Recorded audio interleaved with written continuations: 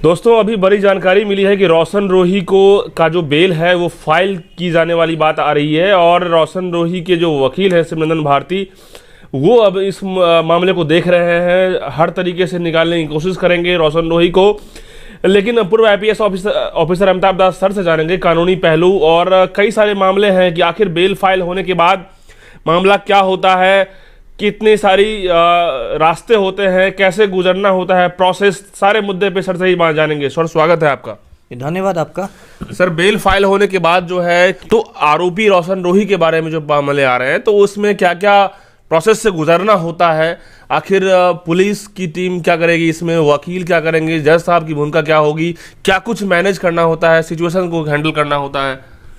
जी, ये पूरा मामला मैं संक्षेप में दर्शकों को पहले बताता हूँ। देखिए, जो रोशन रोही है ये मगही भाषा का लोक गायक है। मगही बिहार की एक क्षेत्रीय भाषा है और उसी का लोक गायक है, फोक सिंगर है और इसके प्रशंसक भी, अच्छे खासे प्रशंसक भी हैं, फ़ैन फॉलोइंग भी है। पिछले कुछ समय से काफ़ी सुर्खियों में है, खासकर सोशल मीडिया में, क्योंकि किरण सिंह नाम की एक महिला ने इस पर इल्ज़ाम लगाया है, मतलब आप कह सकते हैं यौन उत्पीड़न का, इस तरह का इल्ज़ाम। और सबसे मतलब जो गंभीर बात हो गई कि किरण सिंह ने अपने आधार कार्ड से ये साबित कर दिया कि वो नाबालिग लड़की है जी। और इसलिए पुलिस को रोशन रोही के खिलाफ पोक्सो के तहत केस करना पड़ा। ये पोक्सो एक गंभीर कानून है। इसका फुल फॉर्म होता है protection of children from sexual offences, यानी यौन अपराधों से बच्चों की सुरक्षा। कुछ साल पहले हिंदुस्तान की सरकार ने ये पोक्सो कानून बनाया था और गंभीर कानून इसलिए है क्योंकि इसमें उम्र कैद तक का प्रावधान है, मतलब आजीवन कारावास तक दोष सिद्ध होने पर हो सकता है। जो आसाराम बापू जोधपुर जेल में चक्की पिस रहा है पोक्सो के ही तहत, उसका बेटा जो चक्की पिस रहा है पोक्सो के ही तहत। तो रोशन रोही को पुलिस ने पकड़ के भेज दिया, पोक्सो के तहत अंदर कर दिया। अब जैसा कि आपने बताया, उसने अपने वकील के माध्यम से जमानत याचिका, जो नियमित जमानत याचिका होती है, जमानत भी दो तरह की होती है, एक अग्रिम जमानत एंटीसिपेटरी बेल और एक नियमित जमानत जो ये रेगुलर बेल। तो एंटीसिपेटरी बेल तो आपको गिरफ्तारी के पहले ही मिलता है, तो उसका तो लगता है इसको मौका भी नहीं मिला। तो ये रेगुलर बेल यानी नियमित ये जमानत के लिए इसने फाइल किया है। अब देखिए, इसमें दर्शकों को मैं इसका प्रोसीजर बताता हूँ। देखिए, कोई भी जब जमानत याचिका फाइल होती है, जैसे भी निचली अदालत में फाइल हुई होगी पटना में, तो वो जो जज जो है वो ना तुरंत उसको खारिज करता है, ना उसको तुरंत मंजूर करता है। उसमें प्रक्रिया ये है कि जज जो है वो पुलिस से इस मामले की केस डायरी मांगेगा जी, है ना। जब मैं दर्शकों को बता दूं कि जब कोई भी कांड दर्ज होता है तो उस कांड का एक अनुसंधानकर्ता बनाया जाता है, आईओ जिसको इंग्लिश में कहते हैं, इन्वेस्टिगेशन ऑफिसर, और वो उस केस का केस डायरी लिखता है, जिसको हिंदी में कांड दैनिकी कहते हैं।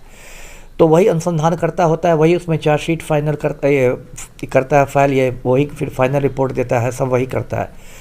तो जज साहब जो भी होंगे वो पहले दिन सुनवाई में ये नहीं कहेंगे कि हाँ खारिज हो गई या मंजूर हो गई, वो कहेंगे कि कॉल फॉर केस डायरी, यानी कि पुलिस से कोर्ट जो है वो केस डायरी की मांग करेगी। और सीधे मतलब कॉल फॉर केस डायरी जज साहब मांग कर देते हैं। जी जी, शुरुआत उसी से होती है।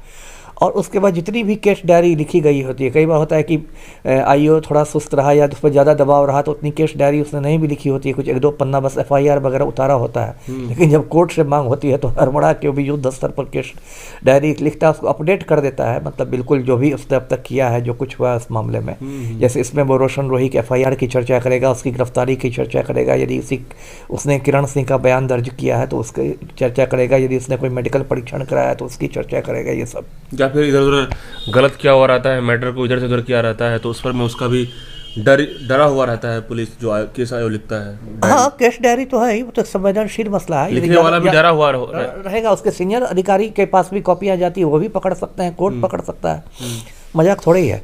तो वो फिर केस डायरी देगा और उस केस डायरी को पढ़ के जो भी जज साहब होंगे वो उसकी समीक्षा करेंगे और ये समीक्षा करेंगे कि सबूतों में कितना दम है। यदि पुख्ता साक्ष्य रहेंगे, मजबूत सबूत रहेंगे, तो वो याचिका को मतलब खारिज कर देंगे, जमानत को, कि नहीं मिलेगी जमानत, आप जेल में रहिए। यदि देखेंगे कि बहुत सतही सबूत है, हवाई सबूत है, ऐसे ही कहा सुना वाला, उसने कहा उसने देखा वाला है, कमजोर, तो वो मंजूर कर लेंगे। हवा फायरिंग की बातें खाली है चल रही है। हाँ, वही बात है। लेकिन देखिए, इस केस में मैं बताता हूँ, इस पर्टिकुलर केस में देखिए, पोक्सो जो है, जैसा अभी मैंने बताया, गंभीर कानून है। तो इसमें जो निचली अदालत है ना, वो उसके जज साहब भी थोड़ा दबाव में रहते हैं। दबाव इस तरह का रहता है कि वो मतलब हाई कोर्ट के दबाव में रहते हैं, क्योंकि उनके ऊपर हाई कोर्ट रहता है और हाई कोर्ट की नज़र रहती है निचली अदालतों पर। और बाकायदा उसमें सिस्टम है कि हाई कोर्ट के जो न्यायमूर्ति महोदय होते हैं उनमें जिला अदालतें बटी रहती है कि आप इसके इंस्पेक्टिंग जज हैं, आप इसके इंस्पेक्टिंग जज हैं, मतलब वो निचली अदालतों पर नज़र रखते हैं कि इसमें कुछ गड़बड़ झाला नहीं हो। जो लोअर कोर्ट वाले थोड़ा मतलब दबाव में रहते हैं और इसलिए चूंकि इसमें पोक्सो लगा हुआ है तो निचली अदालत वाले जो जज साहब हैं वो थोड़ा सेफ खेलेंगे। सेफ खेलने का ये मतलब है कि वो ज़्यादा संभावना है कि वो जमानत याचिका को रद्द कर देंगे, खारिज कर देंगे, क्योंकि उनको लगेगा कि ये वो बहुत फुर्ती दिखा के जमानत दे देते हैं तो हो सकता है हाई कोर्ट थोड़ा नाराज़ हो जाए उनसे। हाई कोर्ट को लगे कि इतनी फुर्ती देने की क्या ज़रूरत थी जमानत। तो इसलिए मुझे लगता है, जो मेरा अपना अनुभव है, जो मैंने देखा अब तक, कि वो इनको खारिज कर देंगे जमानत याचिका निचली अदालत से और उसके बाद फिर हाई कोर्ट में जाना होगा रोशन रोही को और फिर हाई कोर्ट से जमानत मिलने की संभावना है। लेकिन सर एक चीज़ यहाँ पे भारती जी हाई कोर्ट के वकील हैं जी, तो वो एक केस को देख रहे हैं, तो हाई कोर्ट से डायरेक्ट नहीं सुनवाई होती है, नहीं, लोअर कोर्ट में देना पड़ता है। वो तो आपको ये ना है, मतलब है ना, उचित माध्यम है ना। अब सीधे कोई आदमी सुप्रीम कोर्ट चला जाएगा तब तो मतलब नियम नहीं है कि अब कोई भी केस मामला नियम नहीं है, अब हाई कोर्ट से पहले सीधा नहीं निपटा नियम नहीं है। देखिए खास परिस्थितियों में होता है, जैसे कि आपको अर्नब गोस्वामी का मामला याद होगा, सीधे वो सुप्रीम कोर्ट में चला गया और सुप्रीम कोर्ट ने आधी रात में खोल भी दिया, उसको जमानत भी दे दी। अच्छा। लेकिन उसको देखिए, उसको एक अलग तरह का मामला है, स्पेशल लीव पिटीशन कहते हैं, SLP कहते हैं, वो बहुत आपातकाल में होता है, लेकिन वो मतलब ऐसे सामान्य स्थितियों में नहीं होता है। तो हर आदमी पहला दिन सुप्रीम कोर्ट ही पहुंच जाए, सुप्रीम कोर्ट का तो यही हो जाएगा, इतना सब बोझ हो जाएगा पूरा। तो इसलिए वो तो एक सीढ़ी बनी हुई ना कि पहले निचली अदालत, फिर हाई कोर्ट, फिर सुप्रीम कोर्ट। तो अभी पेशी चल रहा है लगातार लोअर कोर्ट में ही रोशन और किरण का, बिल्कुल, और पेशी होने के बाद जो है जांच पड़ताल जज साहब करेंगे। हाई कोर्ट में जाने के बाद क्या प्रोसेस होगा सर? हाई कोर्ट में सेम प्रोसेस दोहराया जाएगा। थोड़ा सा इसका रिव्यू मार दीजिए। अब रिव्यू क्या, हाई कोर्ट में वही होगा, केस डायरी मांगनी पड़ेगी, ये करेगा। हाई कोर्ट में इनका देखिए, इनका वकील क्या कहेगा मैं बताता हूँ। वकील बोलेगा कि देखिए मेरा जो भी मुवक्किल है, मतलब इस केस में रोशन रोही है, वो कोई ऐसा आतंकवादी नहीं है कि वो कोई ये कर जाएगा, वो सहयोग देगा, है ना, वो सहयोग देगा पुलिस को जांच में। और कई बार देखिए हाई कोर्ट, देखिए जो भी जमानत होती है वो सशर्त जमानत होती है, बिना शर्त जमानत। सशर्त जमानत का ये मतलब होता है कि कई बार यदि मतलब माननीय न्यायालय को ये लगता है कि भाई आदमी जमानत लेगा अगर हम विदेश निकल जाएगा पतली गली से, तो कई बार पासपोर्ट सीज कर लिया जाता है। अच्छा। यहाँ तक कि लालू यादव का कई बार पासपोर्ट, बाद में तो सिंगापुर में मेडिकल जांच के लिए पासपोर्ट वापस किया गया, नहीं तो पासपोर्ट सीज कर लिया जाता है कि ऐसा नहीं कि जमानत मिले आई भाई एकदम निकल जाए, हवा यहाँ से उड़ जाए पतली गली से बैंकॉक पहुंच जाए, तो मुश्किल है। हाँ, तो उसलिए यदि इसी संभावना व्यक्त करता है अभियोजन पक्ष की नहीं भाई इसको जमानत दीजिएगा तो भाग जाएगा, तो हाईकोर्ट उसमें जमानत में एक शर्त लगा देता है कि आप पासपोर्ट को जमा कर दीजिए थाने में।